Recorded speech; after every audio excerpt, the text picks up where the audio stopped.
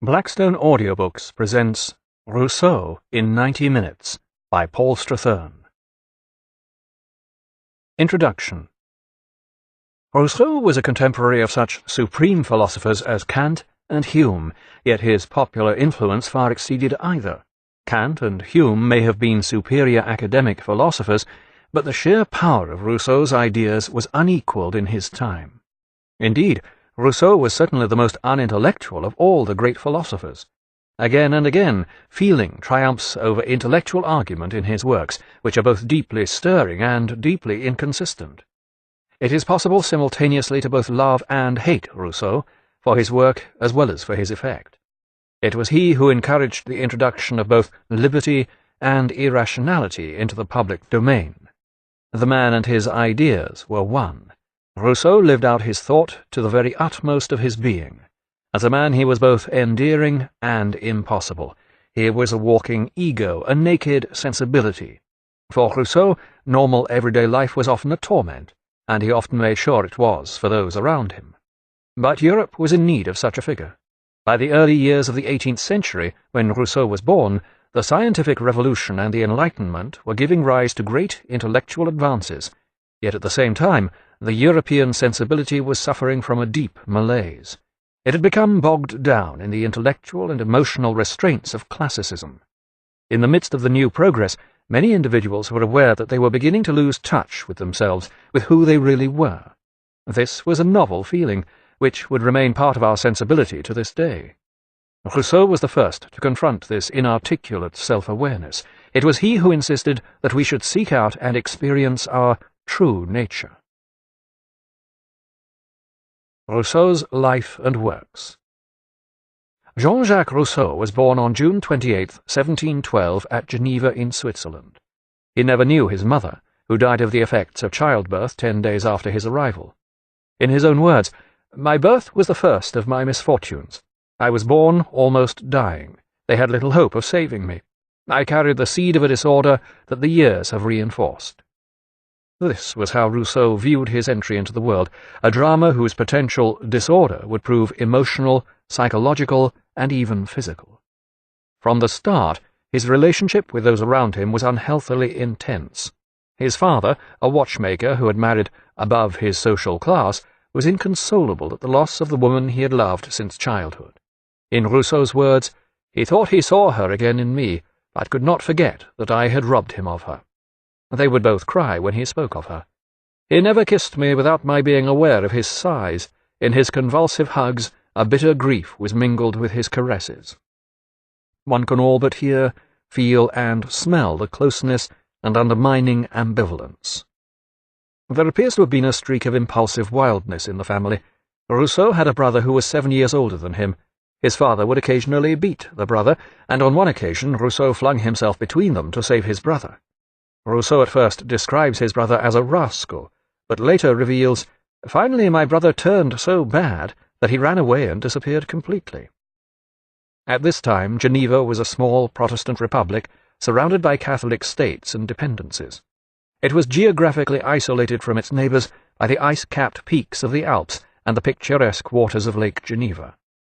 The city owed its republicanism and independence to the 16th-century religious reformer John Calvin, who had made it a bastion of Protestantism. Its citizens were upright and democratic. Rousseau's father was intensely proud of his native city, describing it to his son in terms of Sparta and ancient Rome. Rousseau's mother had left them a small library of books, and his father would read them with his son after supper. Soon they both became so absorbed in this activity that they would continue into the night, taking turns to read. We could never stop before the end of the book. Sometimes when my father heard the larks at daybreak, he would be ashamed and exclaim, "Let's go to bed. I'm more of a child than you."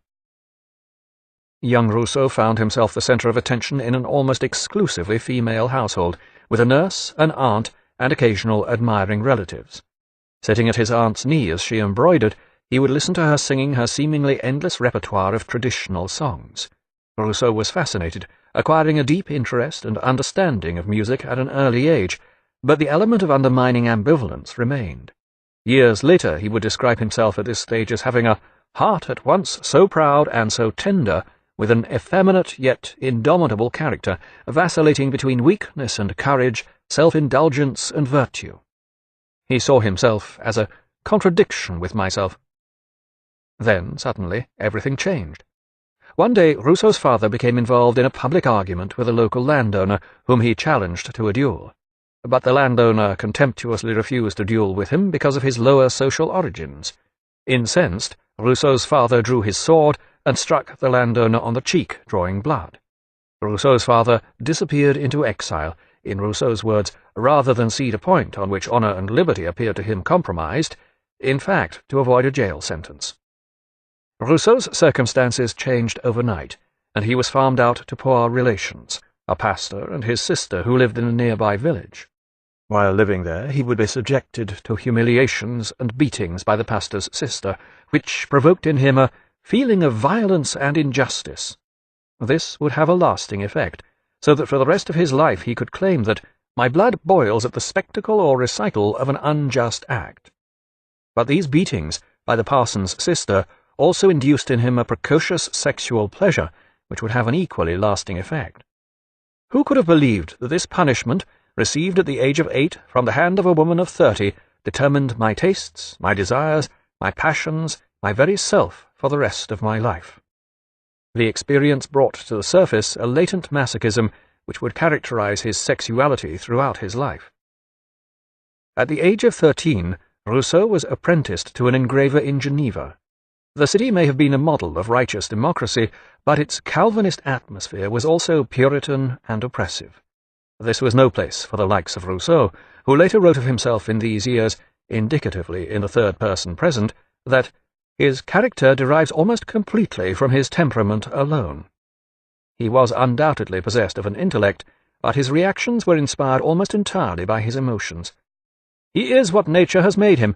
Nature has modified him only little. In this self-contradiction lies the essence of Rousseau's thought. Even here he is utterly himself. The seeds of the man, his temperament, his entire philosophy lie in this character, which would retain so many of the fervent and unstable qualities of adolescence throughout his life. Just short of his 16th birthday, Rousseau disappeared from Geneva and fled to neighbouring Savoy, now part of France, but then under Sardinian control. Here he was soon taken into the household of Madame de Warrens, a local landowner who was separated from her aristocratic husband and had converted to Catholicism. The 16-year-old Rousseau and the 30-year-old Madame de Warrens found an immediate rapport. She would convert him to Catholicism, and he would become her pupil. Significantly, he soon began calling her Maman, Mummy. The gauche, stammering apprentice, all but devoid of formal education, who arrived on Madame de Warrens' doorstep, was gradually transformed into a presentable young man. Yet this particular ugly duckling would never quite become a swan. Beneath the thin social veneer, Rousseau's volatile temperament would continue to be his guiding force. And he remained very much an innocent. Not until 1733 did Madame de Warrens finally feel it was her duty to make a man of him, seducing her 21-year-old protégé in a little summer house on her estate. For a while, Rousseau was installed as a somewhat inept steward to Maman's dwindling estate, but later he took on a number of teaching posts at various places in Savoy. The sexual side of his relationship with Maman would peter out, but she would be a lasting influence on him, and they would remain confidants, corresponding for years to come.